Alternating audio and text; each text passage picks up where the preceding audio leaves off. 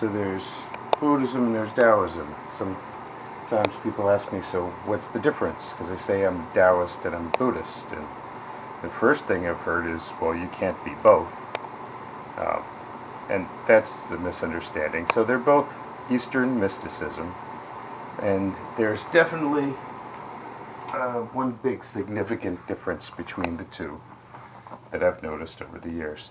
So first of all, I got the idea that I can say I'm Taoist and I'm Buddhist.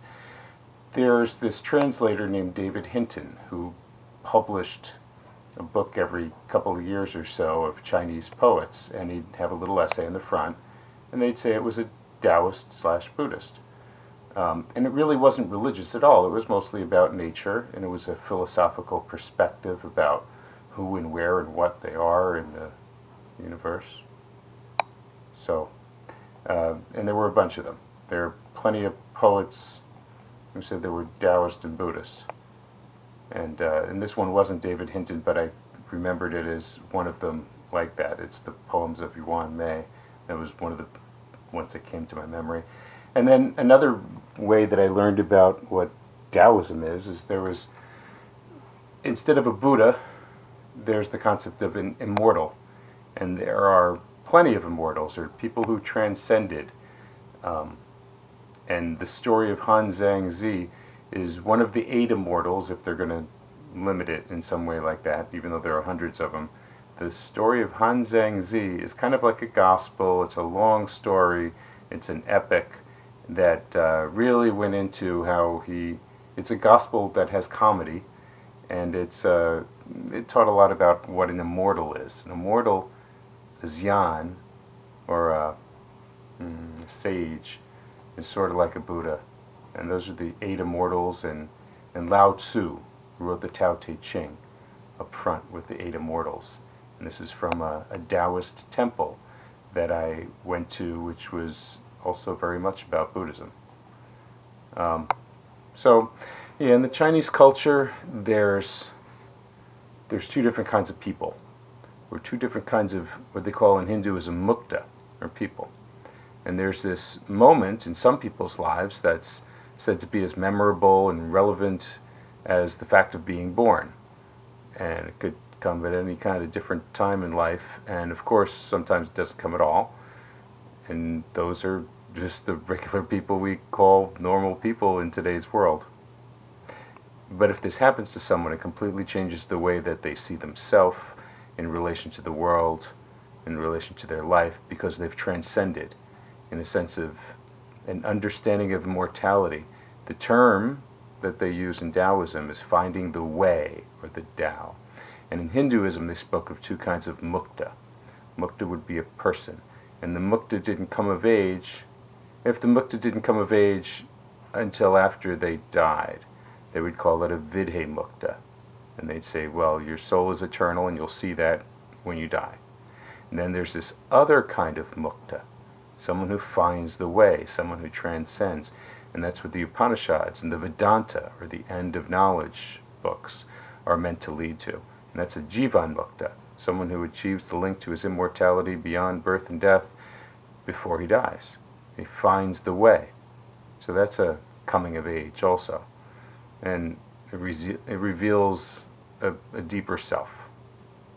So that's the concept of Taoism, and that's what they pursue, and they call that an immortal, enlightened into your immortality.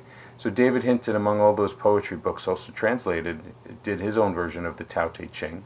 There are a lot of different versions of the translation, and I like this one, and it's really just 81 short poems, and this is one of them. I think it's the 15th.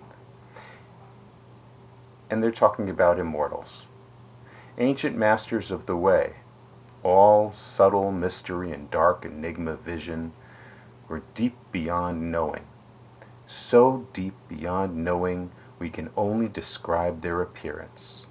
They were perfectly cautious, as if crossing winter streams, perfectly watchful, as if neighbors threatened, perfectly reserved, as if guests, perfectly expansive, as if ice melting away, perfectly simple as uncarved wood, perfectly empty as open valleys, and perfectly shadowy as if murky water. Who's murky enough to settle slowly into pure clarity? Who's still enough to awaken slowly into life? If you nurture this way, you'll never crave fullness, and you'll wear away into completion. And that's the David Hinton translation. So the Tao Te Ching is one of the main ways people know about Taoism. The story of Han Zhangzi is another really good way to understand what an immortal is. It's a great story. And then really the other main thing that taught me Taoism, besides the various books I read, was this website that I found called dztranslation.org, where a guy named Norman translated a bunch of Taoist scriptures himself. That it was very enlightening for me. And it's kind of where I got a lot of my understanding, following really closely with his translations until I was doing my own translations and started translating some of my own scriptures too, kind of like Norman. So one of the lines I had found in Norman's translation, I was starting to learn these, and I would write them out and make little mandalas like this. And I took a few lines and put them in on the right side and the left side there.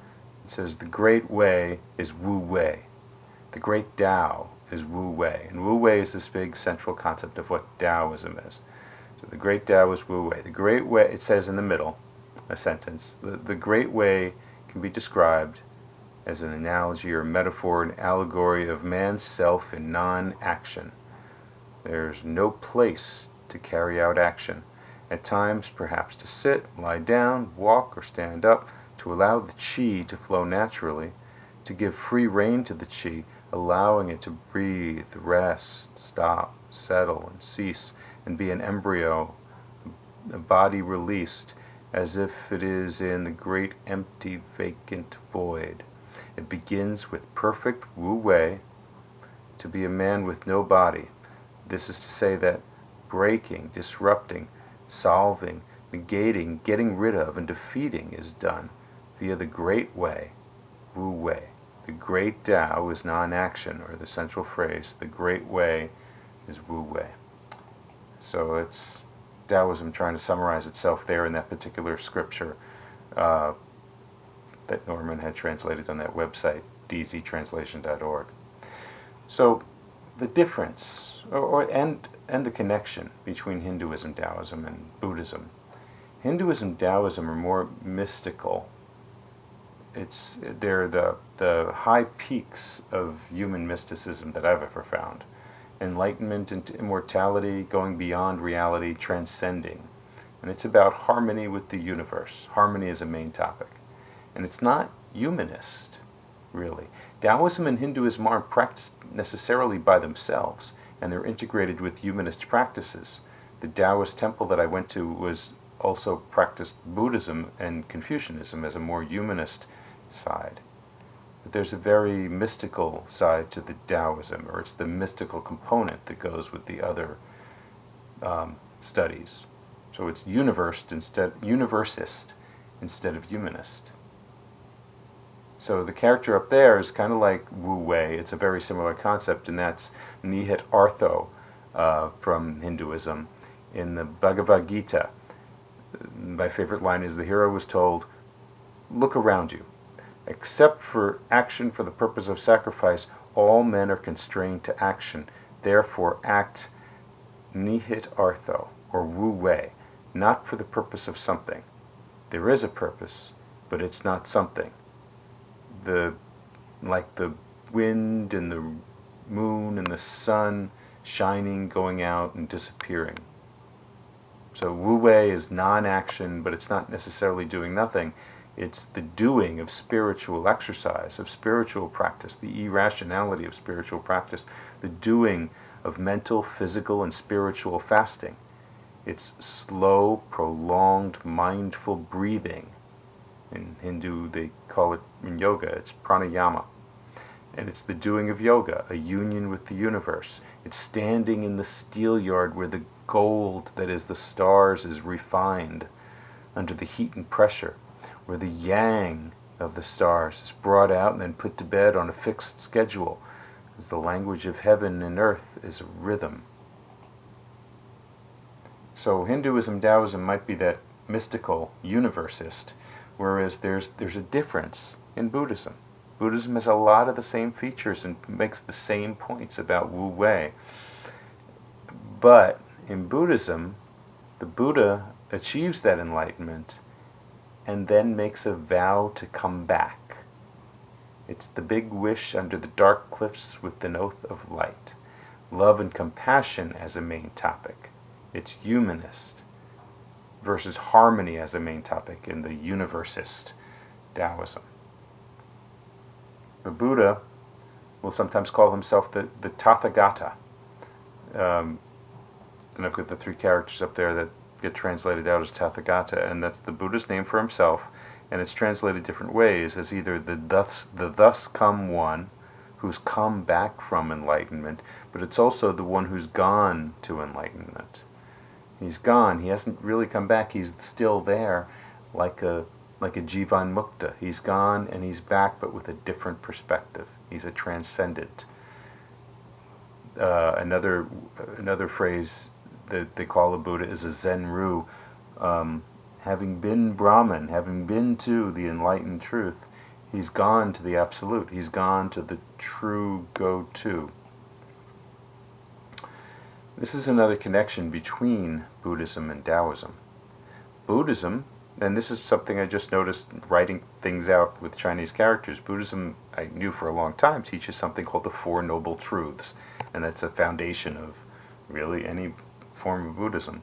The Four Noble Truths that the Buddhists taught are: there is suffering, there's a cause of suffering, there's such a thing as extinguishing suffering, and there's the way or the path to extinguishing suffering.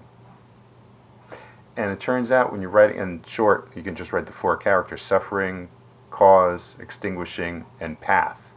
And that character, the last one, for the Fourth Noble Truth, is the character for the Tao, as in Taoism.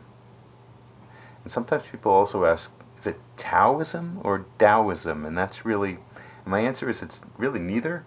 Although if I'm reading a book that uses the letter D, I say Taoism, and I find if I read a book that uses the letter T, I start saying Taoism. But those are just accents. It's the character. It's that character that means way or path, and that's the Tao. So in Buddhism, another connection between Buddhism and Taoism and a way to relate them. In Buddhism, the Nichiren Buddhism talks about casting off the transient and revealing the true. And in that way, it's very much like the Enlightenment religions of Taoism and Hinduism and Eastern mysticism. Something that happens every day in our daily life. Attaining Buddhahood means only to open and reveal, not really get something, but the realization of that enlightenment. And they say that a Buddha has three bodies. This manifest body that we call the body in this culture is just one of them. The manifest body is the one on the finite side of the door. It's ourselves with a mission to encourage and support people to become happy, opening the door and inviting others into happiness. But there are two other bodies that a Buddha has. It's not just the manifest body that you see. There's a wisdom body, or the reward body, which is the Buddha's reward for his bodhisattva activities of coming back and helping, and it's his wisdom. And then there's the Dharma body, that truth that the Buddha is enlightened to, the universe, the pure, eternal happiness. That's the Dharma body. And different branches of Buddhism focus in different areas over here. They might focus on the wisdom body and teach about the five wisdoms, or the five poisons, the five lights. They may be very humanist, down to earth. They may not even call it Buddhism. There are lots of people who don't call it Buddhism or anything else other than human clarity and try to help people on a mission to go door to door and invite others into happiness and take care of people. So they might focus on the manifest body. But the Taoism and the Taoist scriptures are Buddhist in that they are the Dharma body of the Buddha. So they focus on connection to the universe, connection to nature, and what a lot of the scriptures are about are, it's almost as if it's thousands of words that say, look at those stars going by across the sky. You know, as I was reading before, they're the gold in the steel yard of Yang, and their flowers, and the infinite analogies between the nature we see day to day and the stars above us. And it was reading these Taoist scriptures, actually the ones that Norman translated, or the characters I have there, that taught me what an armillary sphere was. So apparently this is what they had back when they were writing the scripture about 1500 years ago. They had a way of modeling the universe. They called it an armillary sphere. And so at the logical center of that sphere there would be the world, our Earth. And that sphere represents the universe. And those dragons on the outside represent the constellations as they had drawn them. And so they had this model of spheres within spheres within spheres, and that was the universe that they were looking up at from the center, large as it is. The phrase over there, out of the Taoist scripture, is the armillary sphere operates by revolving. And clearly they saw the stars were going around, the moon and the sun were going up and going down. Like an armillary sphere hanging suspended, the pearls, or the stars, are linked in a ring. So after I had read and studied Norman's translation and talked back and forth through someone else to Norman about what some of these were, I found one day that I could Google find the scriptures in Chinese, and that I had enough experience with the dictionaries and with Norman's understanding to go on and translate some more of these. So this is a short poem in another scroll from the same scripture that Norman had translated, but he had translated 5 scrolls of a 63 scroll scripture. And I took a 6th one and translated it on my own. And so this little poem is just a piece of that scroll that I translated. And it's an emblematic poem about the stars. And this is a good idea of what I found Ling Bao Daoism to be about. So more or less what it's saying, or my interpretation here of what it's saying there, is all about the stars. Like orange holes in space, they're the opportunity for beginning. Consent, permission, wearing emptiness, distant, separate points like oranges on branches, like rare mythical beasts, strange and elegant, the fire, the original grass, and the beautiful, exquisite jade. They lead with discipline, with the constraints of poetic beauty, arbiters of all measurement, in an ancient theater that is the alchemy chamber, operating outside the darkness of the netherworld. Together they form the auspicious net, favorably disposed, bright, encouraging, and lucky, the net of moon and stars that bring forth the cinnabar. Profound, subtle, and mysterious, the clever points like heads of grain, clear, distinct brambles that both punish and clear, like medicine, just a simple cure, a cloud of snow within the precious green crystal, forming a barrier, impassable, a doorway closing off a compartment, a sharp and beneficial escape of cautious and sincere discernment, the leisurely wisdom, the flashing truth that is the counsel of the golden constellations, the meditating gathering to explore and understand, ringing like bells that gather the quail into a monastery. Stopped in the weir, dazzled in the fluorescence of the celestial camp, the confusion of the cities finds a base camp and gives birth to pure life under the sign that remembers and foretells. The heavenly truth of the milky white pearls, burning brilliantly like flowers, the lustrous poetry of heaven, the yang forming pellets layer by layer, in a distance barely scratched, a talisman or charm that is a bridge, like wood supported across water, the illumination that is the stars, the faint touch of white, the bright shining transformation, a latent force collected inside within the mountain range of peaks, is a pattern to be studied exhaustively, like a swallow's hollow, a vessel like a dish to finish, to sit before and practice utmost pervasion in, the empty, righteous extension, daring to send out like smoke the virtue that carries out compliance and accord, the blue-green, ancient, rustic river of the heart, a flower that shines the ray, that picks out, differentiates, and discriminates, picking the true food from the dish, emptying the best from the cabinet, the white jade book that wraps around the infant, an ancient ring, an infinite loop that encircles, the forbearance and countenance that allows what? The medicine of the oranges is the pillar of the gate, leading to the shore where we assemble, communicate, and comprehend.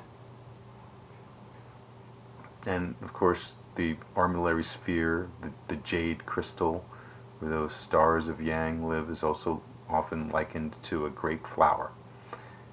And this was a different line after that poem somewhere else in the scripture. In the great emptiness, the void of heaven, the universe, the subtle, profound, mysterious spirit, in the empty, vacuous cavity, the netherworld is not in charge.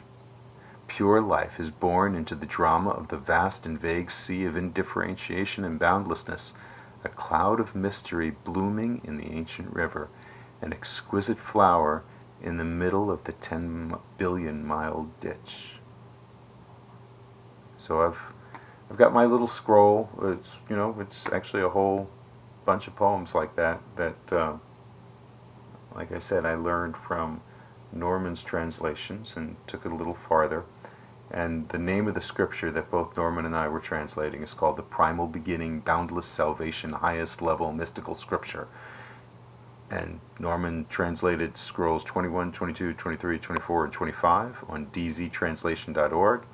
And I translated scroll 53, and it's a 63 scroll scripture. And that's Taoism. And then there's Buddhism. And Buddhism has its mystical side too. And I had been in a Taoist temple, the Yiguan Dao from Taiwan, where it was a Tao temple, but it was also very much about Buddhism. And one of their main scriptures is about Maitreya Buddha, the Buddha who comes at the end of time, at the end of the world. And in the Sutra of Maitreya's ascent into rebirth, there's the concept of and I'd seen this elsewhere also in Nichiren Buddhism, there's something called the Anuttara Samyak Sambodhi, and it's another word that the Buddha names himself, like the Tathagata. So it's got some mystical implications. So a lot of different ways to translate Anuttara Samyak Sambodhi, this name for every Buddha. Correct, equal, universal enlightenment, the body of magic that reaches the peak of the state of life, the supreme, universal, perfect enlightenment, supreme and positive, the supreme soul of equality that is Buddha, endless and infinite, higher and more, the three perfect single means turning and benefiting and bending one world universe awareness, highest supreme, Buddha, the perfect sage, ultimate consciousness, who is known and cannot be known, the three wisdom, a kind of intellectual silence, the equality, the line that looks like a real thing, the most authentic road, the fundamental source of all beings, the Bodhi heart called the seed, the cloud of no life, no death, jumping the wind drums, the big wish under the dark cliffs with an oath of light, forever the raft on the life and death waves,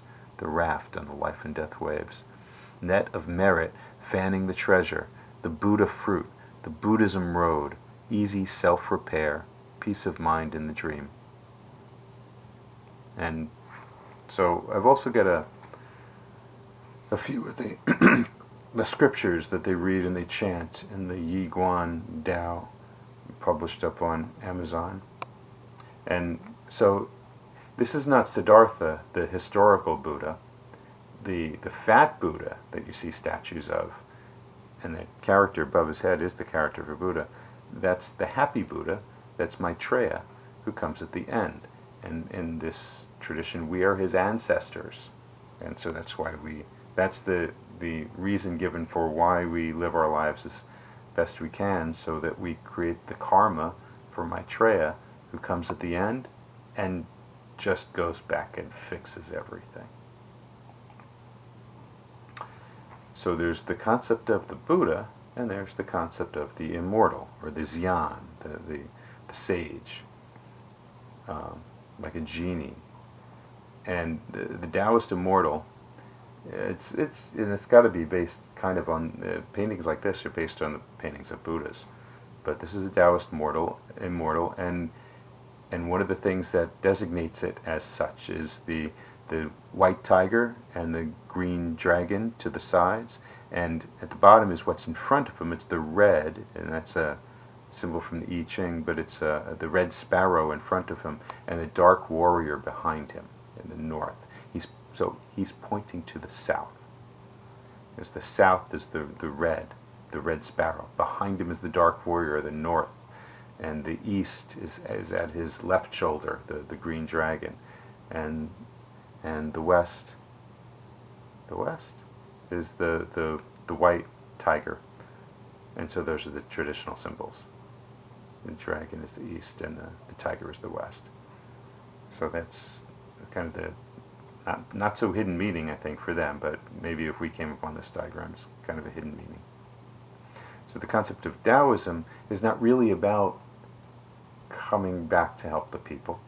By itself, it's more about the truth, or the Dharma that the Buddha is enlightened to. It's the universe.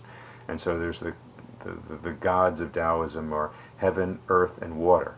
And they're sitting there at the center of the universe, wild and in tune and in harmony with the universe all around them. And in this diagram too, there's the dragon on their left, and the white tiger on their right. And behind them, as the dark warrior, sometimes it's the turtle that's got a snake on its back, and in front of him is the red bird, the red sparrow. And they're in tune with the stars and the sun and the moon. And one thing I kind of noticed, again, by staring at the Chinese characters a lot as I go through the Chinese translations, so one of the most interesting things I found, and this was going through that primal beginning scripture that I translated, and this you don't get from our culture. In our culture, they hypertrophy or make more important than it needs to be the human mind. And in Taoism, those three immortals sitting there, enlightened and in tune with the universe, they don't hypertrophy the human mind.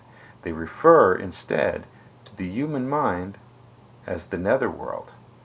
And one connotation is that's the world below of the people who have died, but it's also a term for the human mind. And so that's what they mean there with that first character.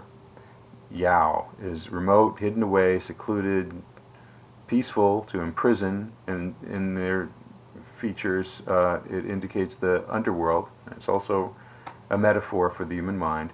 And I noticed, as I write these characters out, that same character, without the thing stuffed inside, is the word for mountain. And the thing stuffed inside is most of the word for mystery. And if you look at it too, it could be a human brain. And it's got the mystery stuffed inside, because the mystery that's in our mind is the mystery from outside.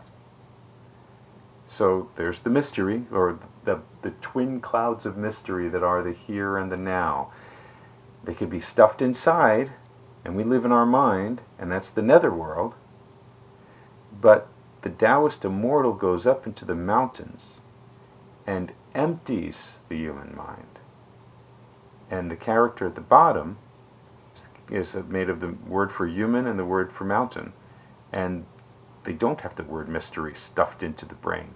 The brain is empty and clear, with the wind and the light that is the nature of the mountain.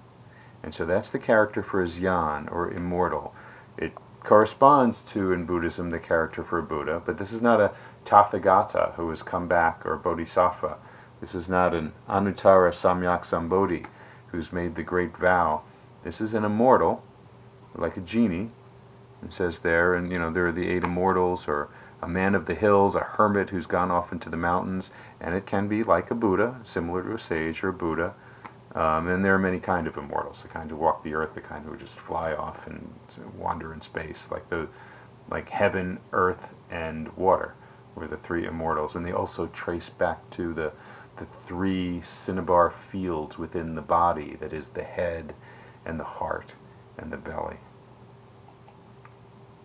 And another way, and maybe a better way, that's used throughout the scripture for an immortal, especially when they're talking about practicing your own biospiritual cultivation and leading yourself on that path.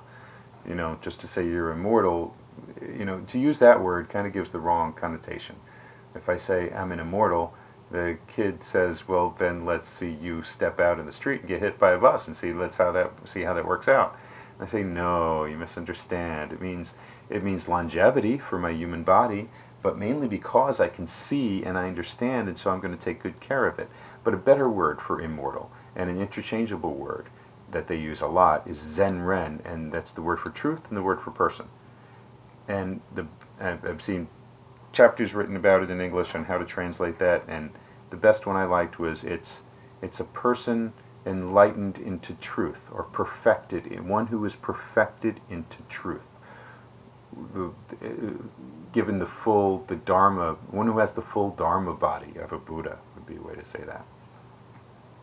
So the Lingbao scriptures use that character for netherworld to describe human mind, and, well, that's kind of what I was saying. There's the light and the wind that take that mystery and leave it alone, and don't stuff it inside the netherworld of the mind. And that's a very Lingbao Taoist concept. So the man and the mountain is the netherworld emptied out, letting the light and the wind in. And that's the very Taoist ethic. This is dztranslation.org, and Norman's translation. It's broken up on many web pages, and so this is one particular chunk. And out of these characters on this particular page that I have the link for there, I took some of the characters and lined them up and created another mandala for myself that I was writing out, something that I liked. And in this mandala, there's a reason for that character at the center being highlighted in a different color. So I want to point that out and show what the sentence is here. Leaving aside the 2 simpler sentences on the outside, the beginning with what it says in blue and running through that central character. It says, of the method we awaken to and begin to understand, to become equal to float, flow, wander, spread, circulate, move, drift,